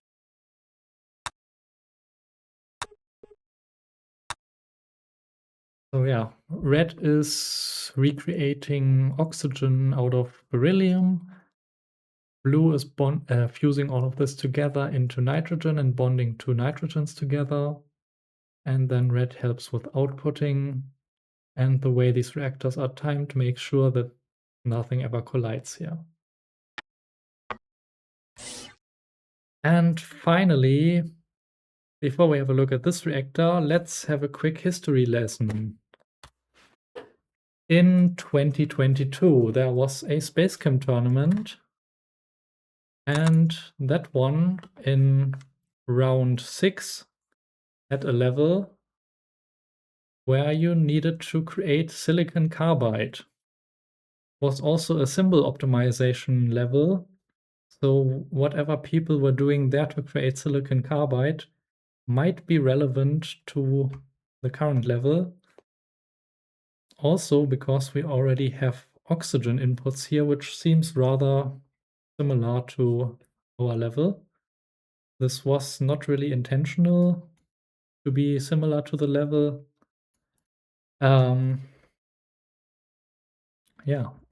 But it just turned out to be that way due to the molecules I chose to represent the elements. The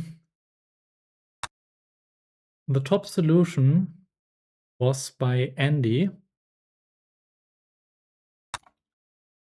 And Andy always used to come up with these incredible solutions to many puzzles. And this one, he just didn't use the top input at all, used oxygen to create both outputs. And yeah, how do you create silicon carbide out of oxygen in a simple, efficient way?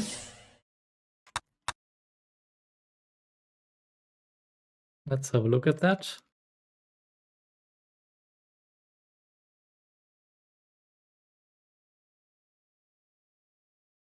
You first of all get a silicon, do some stuff with that. Then you get a carbon, do some more stuff with that. Get a silicon again, do some stuff with that. Get a carbon. And what Andy is doing here is building the silicon carbide in a spiral using all of these grab, drop, rotate thingies.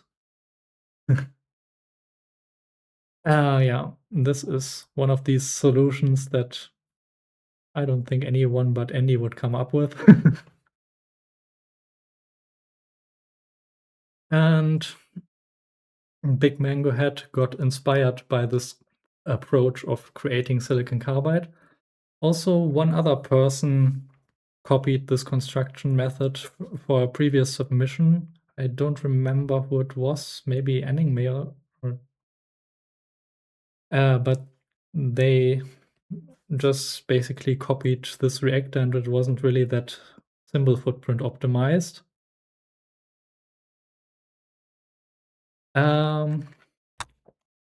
But if you take this idea, you can also make something rather symbol footprint optimized. So let's have a look at what Big Mango Head does. So this is more or less what we were looking at there, with some additional output logic inside of it. Let's put a pause over there.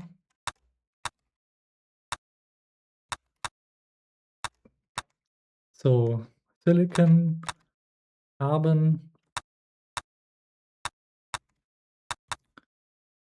add a silicon. Basically, this blind grab on red detects that the current column that blue is adding to isn't done yet. So it rotates that back, so this row gets filled up further.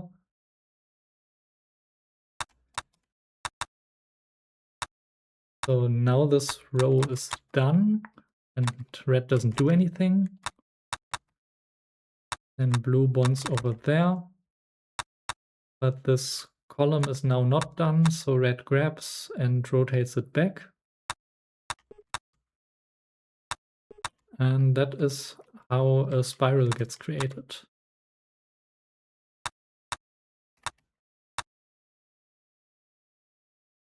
And just from alternating carbon and silicon inputs, the entire output molecule gets created with a symbol footprint of 9.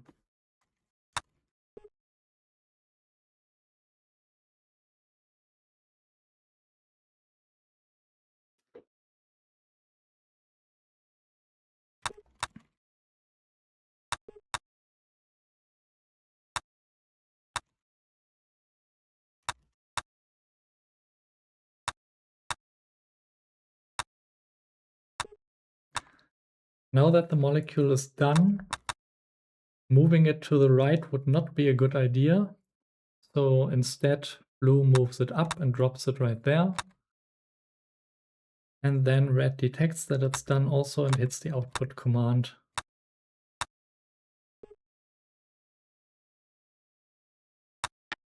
Yeah. And this is by far the simplest construction of the Earth molecule we've seen. Big Mango Head even points out that this Earth reactor can almost be done in a symbol footprint of 8. Because red has to go down here to hit the rotate. It would be very preferable to have the rotate on G5, but this causes a crash. It wouldn't surprise me too much if you can push this down to 8, he says. Yeah. So with all of this construction done in 8 symbol footprint, you have all of the remaining reactors to deal with the simpler outputs, and that way manage to achieve 9 symbol footprint everywhere, which is like really impressive. Well done. Congratulations on the first place. Like nobody even had a 10 symbol footprint solution. So yeah, Big Mango Head points out that the most limiting reactor is actually the first reactor now. And in this one, like there's still some unused stuff on blue, but red is really pushing it to the limit. So if you could find some way to make blue do even more, I don't know. I'm not sure if there's really any way to push this to 8 symbol footprint. But yeah, it might be possible. We also have 2 fun solutions. One is by Kuokre, or really just Brukios, which is Aether to the fire in 7 easy steps, showing how to create fire out of Aether in a 7 symbol footprint way, but not creating the other 3 outputs.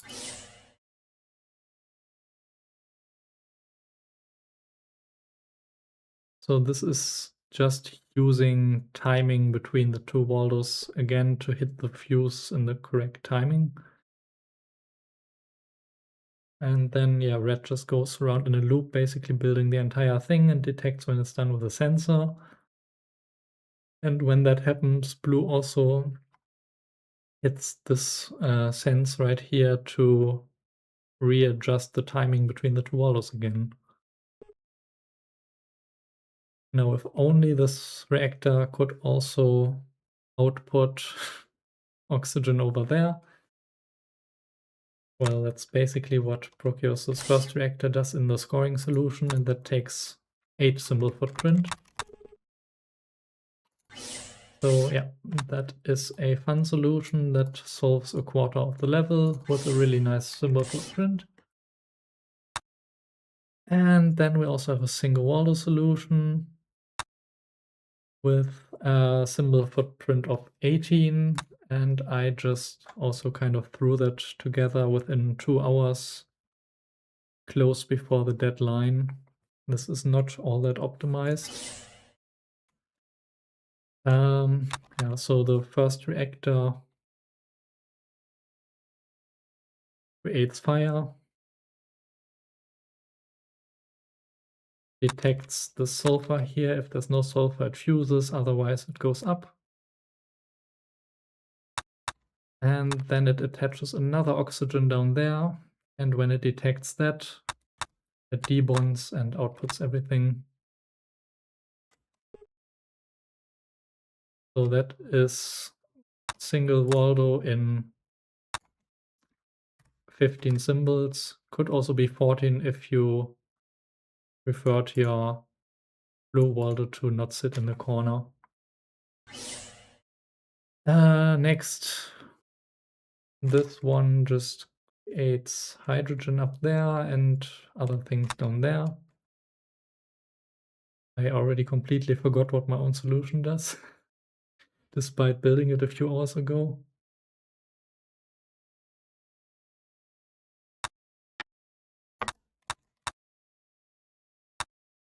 So this splits the oxygen into beryllium, helium, just beryllium and helium, and then splits helium into 2 hydrogens up there. And then it also outputs 1 oxygen down there. And then it does the splitting again. But this time does not output an extra oxygen. So at the top there's always helium, and here it's beryllium, helium, oxygen, beryllium, helium, and then repeating that. Then the top path takes only hydrogen and creates a hydrogen pair, oxygen and nitrogen from that.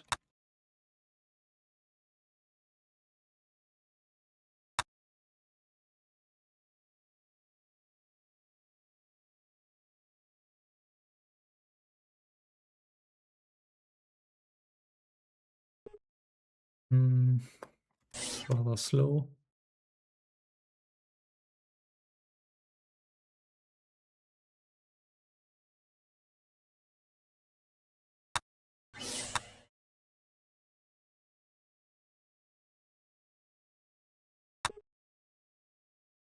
So yeah, this just goes around until it hits P, which I think is phosphorus. And when it gets phosphorus, it splits that at some point, drops it on the splitter at least, and it inputs a second hydrogen here, bonds those together,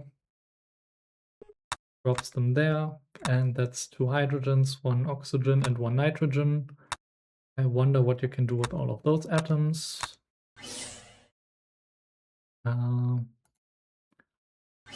You can get rid of the pauses here and pause somewhere over here instead.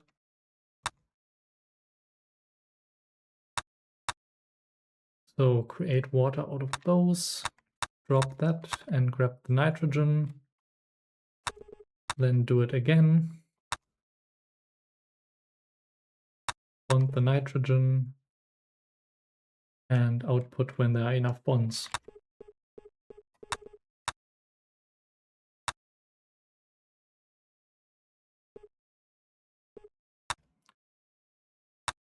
Okay, so then there's one more reactor down there where I wanted to try out how well you can build a spiral with a single Waldo.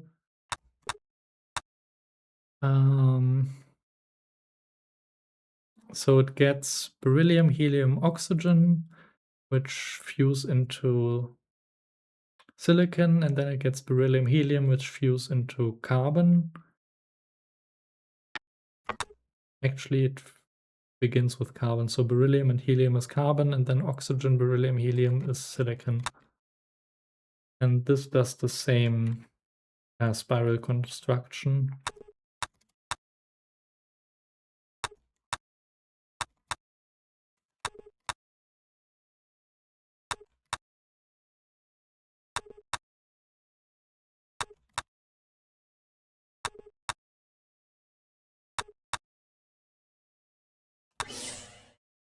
We'll pause there.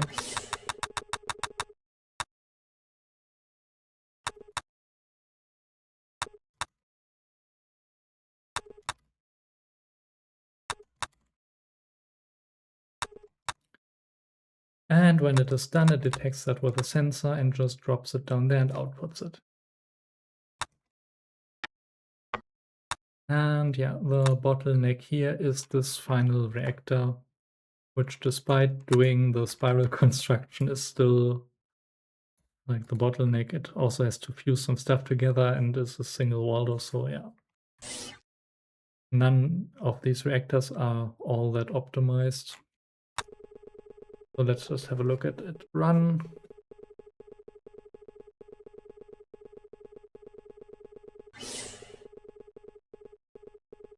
It is not the fastest solution.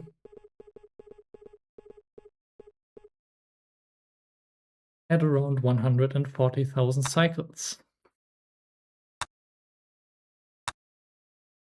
Okay, so in terms of fun solutions, we only really have this one, which doesn't even solve the level, just creates one of the outputs. But it is really nicely optimized, and I think we can give it half a point for not actually solving the level, but doing one of the outputs. I mean, if more people submitted fun solutions, I might be less forgiving with giving out fun points, but not giving the only person who submitted something any points doesn't really sound that great. I still want to encourage people to submit fun solutions when they have anything interesting.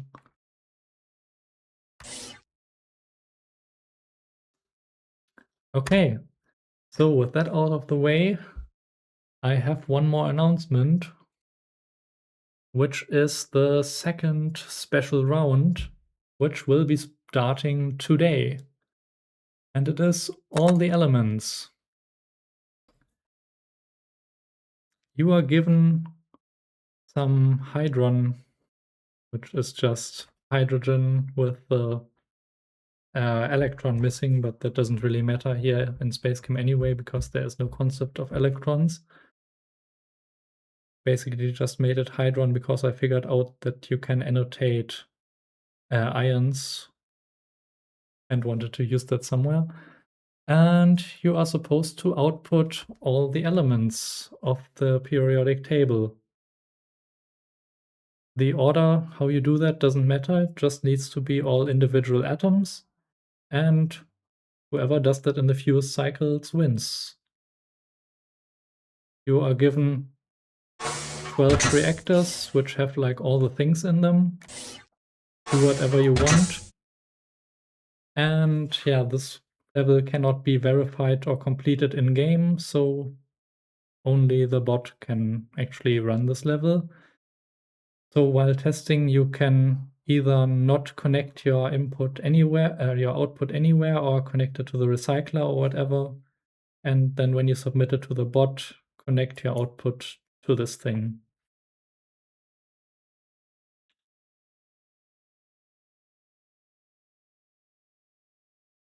And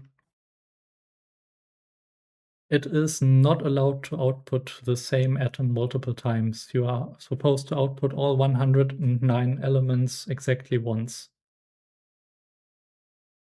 And yeah, all of these inputs run at the highest speed. So you can get basically 6 inputs every cycle if you manage to deal with that. And yeah, if you output the same atom twice and submit that to the bot should also tell you the cycle when that happens and which atom that is that you output twice. I tried to program some useful error messages in that, but it's also been several months since I programmed that, so I don't fully remember what I did. So if there's something with the bot that you don't like, you can also tell me, and I might be able to adjust that.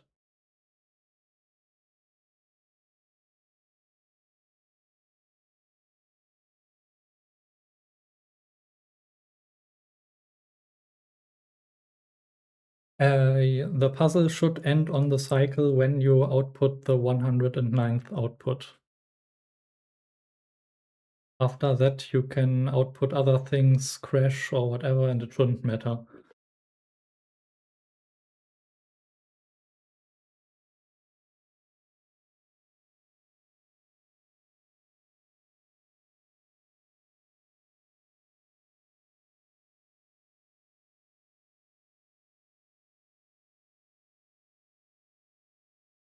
Okay. So I have presented all the solutions. I have presented the new level. That's it for the recording. Bye.